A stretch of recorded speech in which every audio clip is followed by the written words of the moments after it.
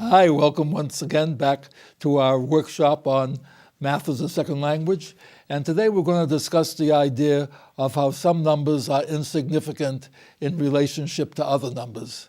I'm reminded of the story of the curator of the museum who was describing to the visitors that a particular artifact was approximately 1,013 years old. And people were amazed at how they could guess the age of something that accurately.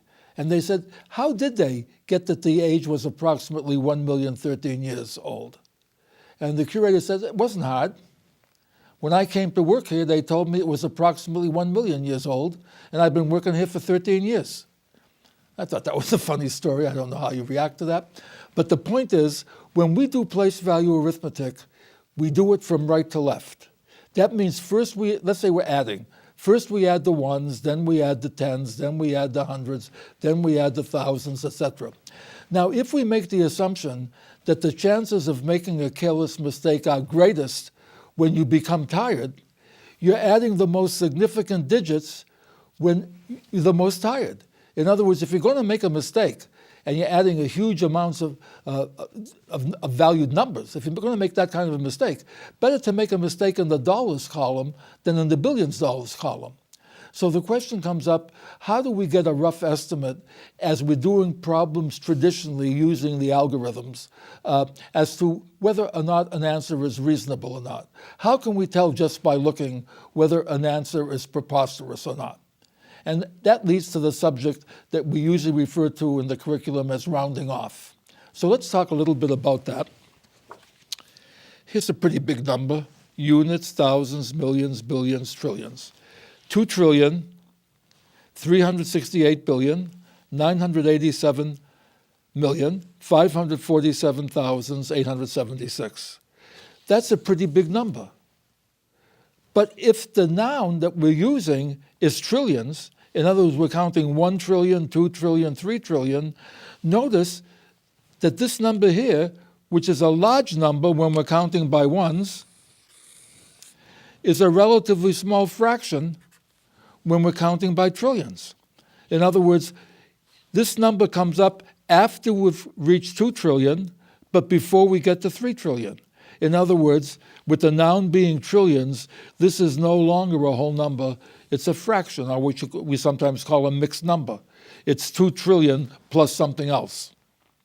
So the question is, what could we say about this? Let's make up a question. If we're counting by trillions, what's the closest we're going to come to 2,368,987,547,876? Well, we know it's going to come up after we get to 2 trillion, but before we get to 3 trillion.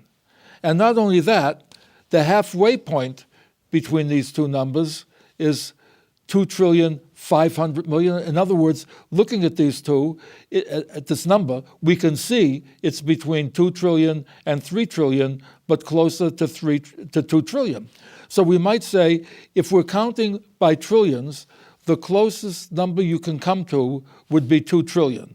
In other words, 3 trillion would be off by more, 1 trillion would be way off. 2 trillion is the closest number that you come to if you're counting by trillions here. Now, how does this help us?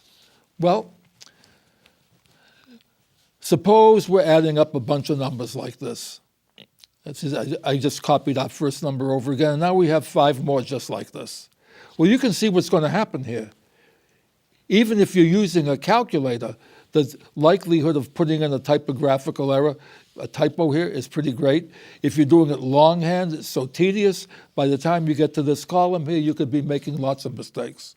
So what we say is something like this. Look, if we're counting by trillions, this number is more than 2 trillion, but less than 3 trillion. See, let's make a little, we'll put boundaries on here. This number comes up after 2 trillion, but before 3 trillion. This number, since there's a 7 over here, tells me it comes up after 7 trillion, but before 8 trillion. So this number is between 7 trillion and 8 trillion. Using the same kind of logic, This tells me that counting by trillions, this comes up after 6 trillion, but before 7 trillion.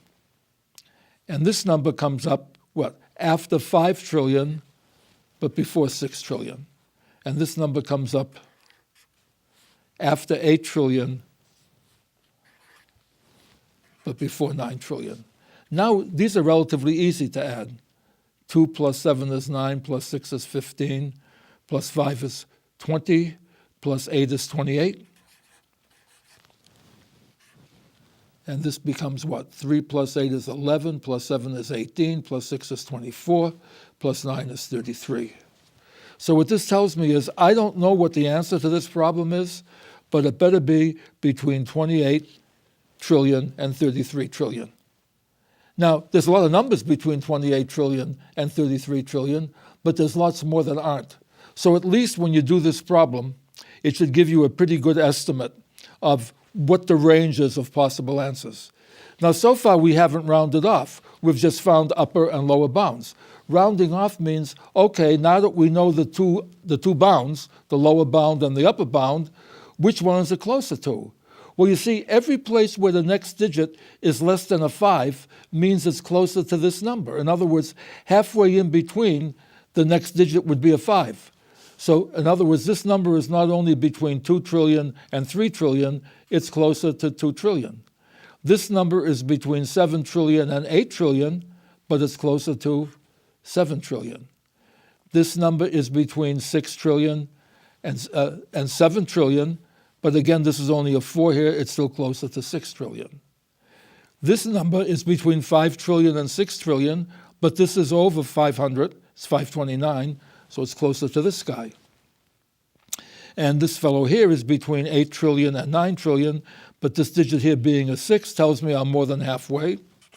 So I can get even closer by saying not only is it between this number and this number, but let's see, 2 and 7 are 9, and 6 are 15, and 6 is 21, and 9 is 30.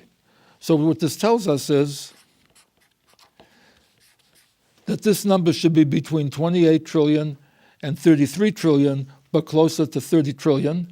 I've spared you the problem of having to listen to me add this up, but I did do this on my calculator, and the exact answer was 30 trillion 323 billion 490 million 347,422. There's again a lot of numbers in this range here, so at least this number is in the right range. And even if it's wrong, I know it's fairly reasonable if all I'm doing is worrying about trillions. Now, this is all there is to rounding off. If I say round off to the nearest 1,000, all it means is if you're counting by thousands, what's the closest you're going to come to this number? And we use that to make estimates, even using the calculator. Let me just show you something here. Suppose I have a calculator and I'm computing 3.14 times 2.7. And by mistake, without realizing it, I didn't hit the decimal point here hard enough. And so even though I thought I was putting in 3.14, I was really putting in 314. So in other words, the calculator, read the problem this way. And so it gave me an answer. I use this example in class a lot. It's not that I'm a mental whiz. I've just used this example many times. So the calculator gives you this error, and if all you do, it gives you this answer, and if all you're doing is relying on the calculator, you say, how could this be wrong? The calculator doesn't make mistakes. Well, that's right. The calculator doesn't make mistakes, but the person putting in the numbers might make mistakes. Here's what I want you to be able to see, even though we haven't talked about this yet in the sequence in our course. Whatever 3.14 is, it's more than 3, but less than 4. And whatever 2.7 is, it's more than 2, but less than 3. By the way, I don't know if any of you ever got confused this way. I remember when I was first learning, I got confused as to which way these little arrows should go. And I was taught eventually to say the arrowhead points to the smaller number. I found out later the historical origin of this symbol, and I thought you might enjoy seeing it. See, the equal sign consists of two parallel lines, and the symbolism is that since the space at both ends is the same, it represents equal numbers. So if you wanted to indicate that one number was less than the other, you would slant the two lines slightly, and the smaller space would correspond to where the smaller number was. See, in other words, you could read this that A is less than B, or B is greater than A. The problem was that eventually people got confused as to whether this was a slanted unequal sign or a sloppy equal sign. So they said to avoid any confusion, what we'll do is we'll make the small distance 0. In other words, we won't just push these closer together. What we'll do is we'll push them together so there's no space between them. And that's how the origin came up, that the arrow points to the smaller number. So there's something you might just like to know in a conversation. But at any rate, look what happens now. 3 times 2 is 6, 4 times 3 is 12. So without even knowing what the answer is, you should know before you even start this problem is that the correct answer has to be between 6 and 12. Well, there are many numbers between 6 and 12, but 847.8 isn't one of them. So this is the idea of rounding off, estimating. And let's see how we were usually taught to do this by rote memory. I remember doing problems like this. Round off, but when I was asked the question, they didn't say use rote. They just said round off 5,286 to the nearest thousand. And the way I was taught was you look to see where they're telling you to round off to, and you check off that column. And then what you do is, to the right of that column, you replace every digit by 0. And then if the first digit to the right of the checked off digit was less than 5, you left this number alone. If it was more than 5, you moved this up by 1. So in doing this problem, the mechanical way, I would check off here, replace these by zeros, notice that this is less than 5, so I would keep this, and the answer would be 5,000.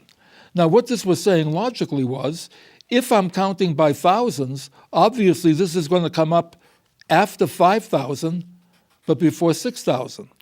But halfway between 5,000 and 6,000 is 5,500. And where is 5,286? It's between 5,000 and 5,500. So it's in this half of the interval, meaning it's less than halfway. And so this would be the mathematical explanation as to why this method works. So for example, let's suppose the problem had been round off 5,786 to the nearest thousand. So the mechanical way would again say what? Check this digit off, replace everything to the right by zeros. 7 is more than 5, so we make this a 6. And the logical way says, look, when you're counting by thousands, 5,786 comes up after 5,000, but before 6,000.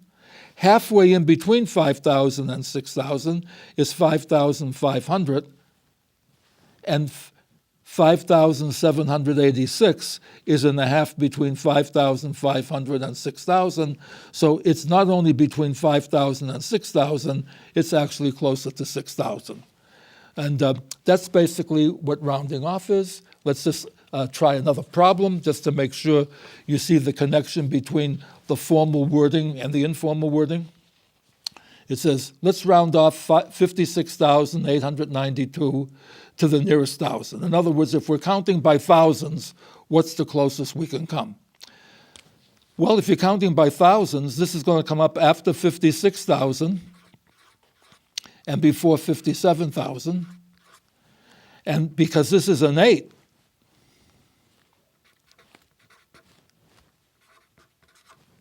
it's easy to see that this number is much closer to 57,000 than to 56,000, so the answer would be 57,000.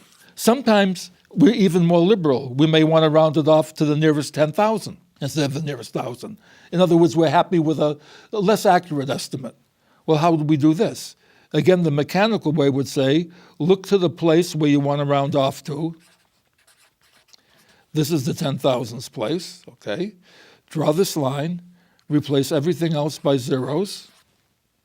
Since this is more than 5, move this guy up by 1, and so rounded off to the nearest 10,000, the answer would be 60,000. In other words, what this says is if you're counting by 10,000s, the closest you're ever going to come to 56,892 is 600,000. And notice, because we're being less accurate here, there's a larger range for the error to be in. In other words, here we saw that the answer should be approximately 56,000. But when we get a little bit more liberal, we see the answer is approximately 60,000. Well, again, we're running towards the end of our lecture time, and it's time again for our practice problem. And I thought you might enjoy this one. It's a little bit different from what we've been talking about. Remember what you're going to do. You're going to pause your video on the problem, work it out, and then come back and see our solution. And what the problem says is, without actually performing the indicated multiplication, find a good approximation for the product 98 times 84. And by the way, before I even have you to do this problem, notice that the phrase good approximation is kind of subjective. What's a good approximation for one might not be for another. So there could possibly be more than one answer you'd like to give for this. Anyway, when you're through working on this problem, resume watching, and I'll conclude the lecture by going through the problem with you.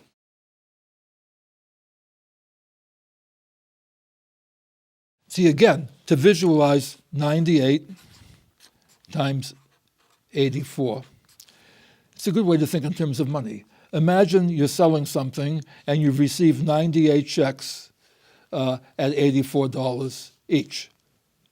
Well, that's certainly less money than you would have got if you had 100 checks at $84 each.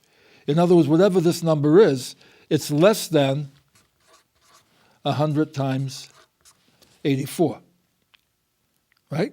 And 100 times 84 is 8,400. And so that would be the approximation. I just worked this out for you. The exact answer is 8,232. And by the way, you could also look at this a different way. You could say, suppose I bought 100 objects at $84 each. That would have cost me $8,400. Now I find out that 2 of those objects were defective, so I returned them. So now I've only bought 98 objects, but I've still paid $84 for each of them. So what did I get back? I got $84 back twice. That's $168. And so it must mean I paid $8,232, which is the same answer I got doing it the mechanical way. And what I want you to see is that, again, in doing a problem like this, it's nice to know that the answer is going to be somewhere around 8,400. And that will help you recognize that your answer is somewhat reasonable, okay? Now, this has become a little bit longer than I usually like to make these lectures, but I hope it's held your attention long enough, and I am looking forward to seeing you again next time when we're going to look at what I call unadding. Most people call it subtraction, but I want to show you a very important way of unifying all of the operations of arithmetic. But more about that next time. Until next time, have fun, and I'll look forward to seeing you again soon.